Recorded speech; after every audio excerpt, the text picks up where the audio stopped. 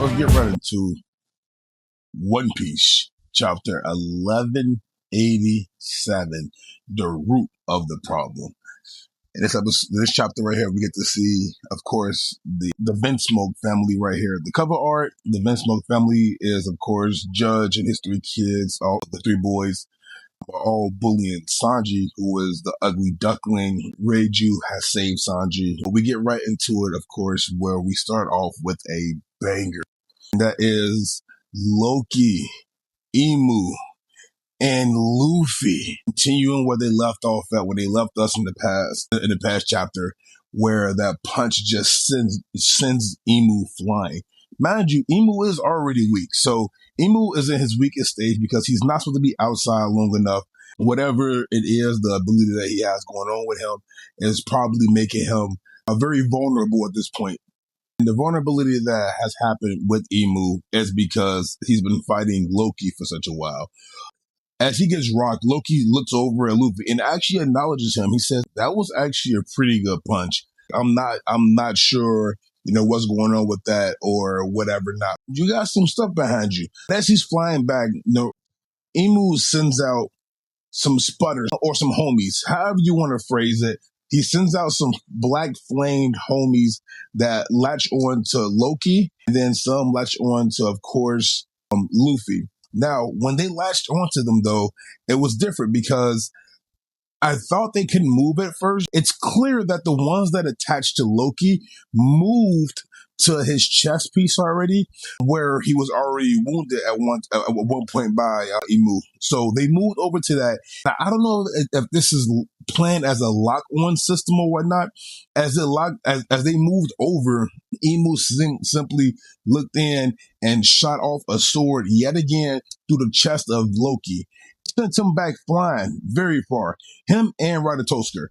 That's an interesting ability that we see coming from Emu. And I want to say that is a lock-on ability where he's using that in order to really get 100% target practice. And that does send Loki flying back pretty far because Loki is flying back.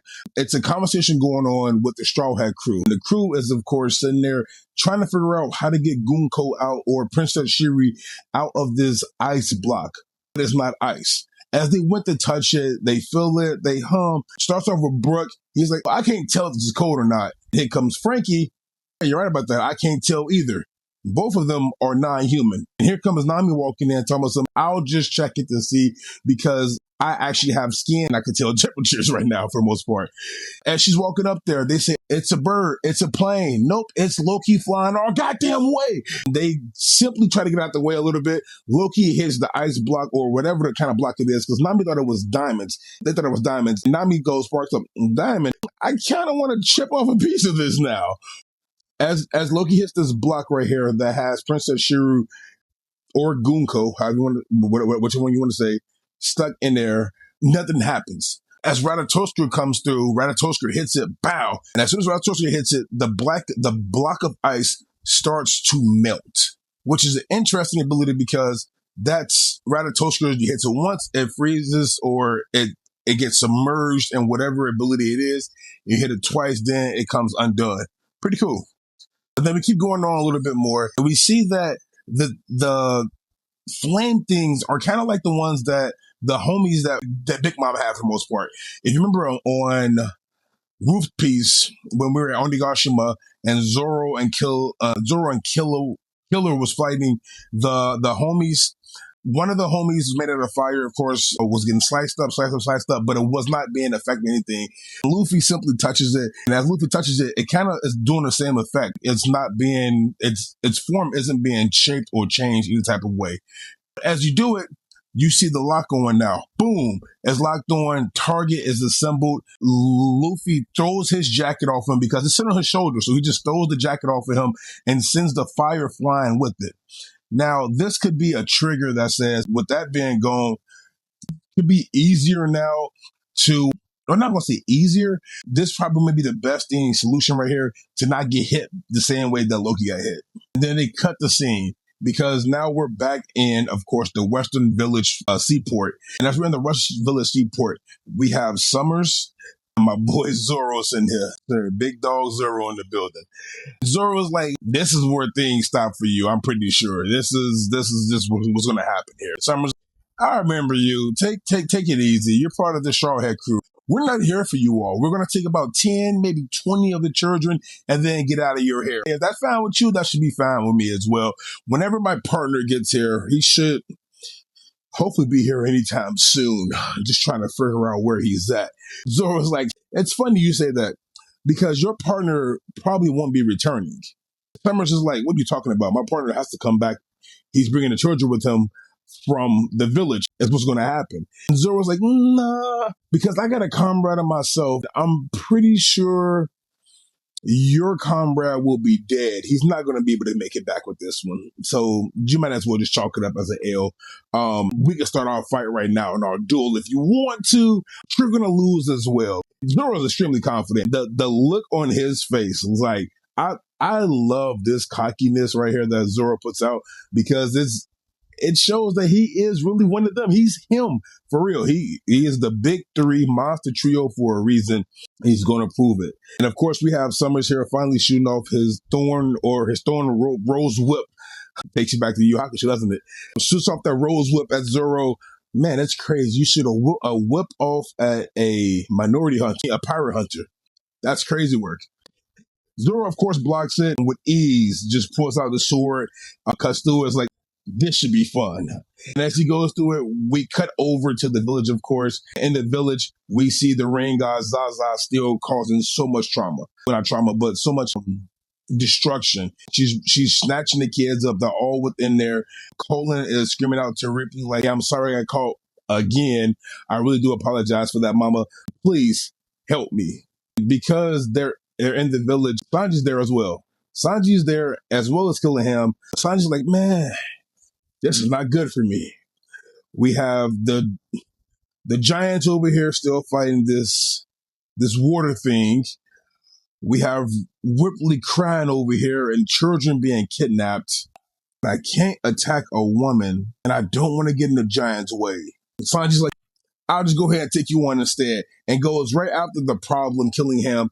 Now, Sanji doesn't attack women because he doesn't attack women. Sanji doesn't attack women because he beat him into not ever touching women.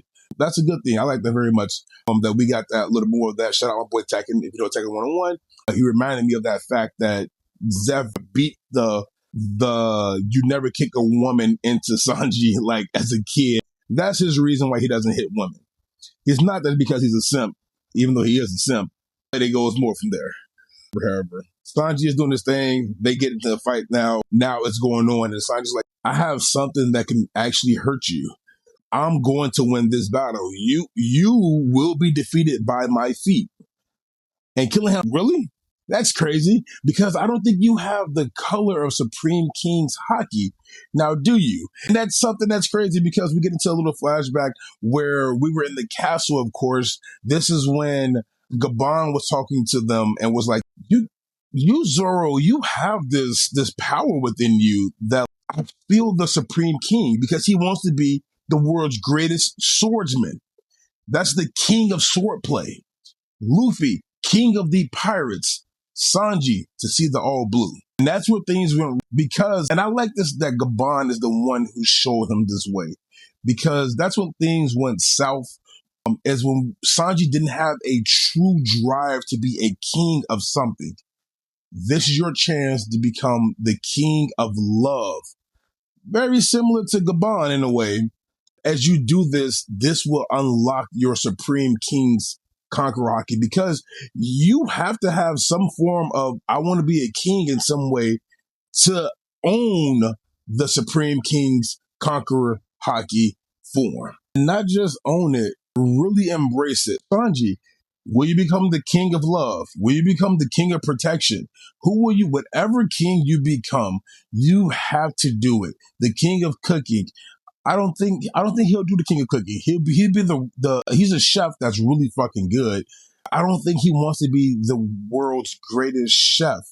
His adventure was to set out to see the all blue. That's what he wanted from the get-go. Nami's was to draw the whole world. Usopp's was to become a great warrior. None of them have that, I want to be a king of something, or the ruler, the number one in this category, except for Luffy and Zoro, which is kind of why they kind of unlock their abilities a lot sooner. Going through it all, I'm really glad that we do get a buff from Sanji finally. He is going to somehow, some way unlock it. Because as he's sitting on the ground, Killingham hit him. He's on the ground. He's thinking to himself, man, it's going to be very interesting. I have to become a king of something. A king of what, though? We'll find out hopefully within the next chapter. Before we get to that king, we have these two gods right here fighting it out. We have, of course, the Emperor of the Sea, Monkey D. Luffy, versus the King of the World, Saint Naruna Imu. You get it? The Brock Lesnar. Naruna Imu. Brock Lesnar. I'm sorry. And they're going through it. He's like, Emu's like, finally, thou show themselves, Joy Boy. And Luffy's like, stop calling me that. Just throw these hands, my guy. I'm not whoever this Joy Boy dude is. I'm Monkey D. Luffy, the one who's going to become king of the pirates. We end off right there. We end off with with the clash that's going to be clashing forever. I am excited to see just what happens when it comes down to this next chapter. For the reveal of, hopefully we get to see what we're probably going to get within the next few chapters. Gunko getting free, probably left behind. We're going to see Zoro wrap up things with Sommers. We're going to see Killingham get beat by Sanji's resolve. And then we're going to see Emu probably out of stamina and having to retreat because his form isn't holding up as it should be holding up, before we go through another training arc later on down the line, where Luffy gets that next level buff. The monster trio becomes really a monstrous trio. That way they can actually fight back against them in future chapters. I'm excited for it. There is no break next week. We're going right into 1188. So stay tuned with us. This is 12 for the 12 City Podcast. We are here with you all year long, going crazy with content, and I'm really excited. First off, shout out to all of those who got us at the Streamer University last night. Shout out to the big Uda. You know how it is, Chakra the Shooter. Did her thing with it, got accepted with it, went from there. But we will be back again. We leave to DreamCon soon. Stay tuned with us for a lot more adventures coming your way. This is 12, officially signing off.